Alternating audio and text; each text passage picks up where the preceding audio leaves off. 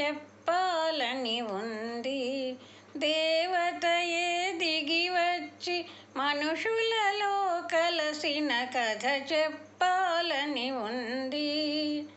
పల్లెటూరి అబ్బాయిని పదును పెట్టి వెన్ను తట్టి, పల్లెటూరి అబ్బాయిని పదును పెట్టి వెన్ను తట్టి, మనిషిగా తీర్చిదిద్దిన మరువరాని దేవత కథ చెప్పాలని ఉంది.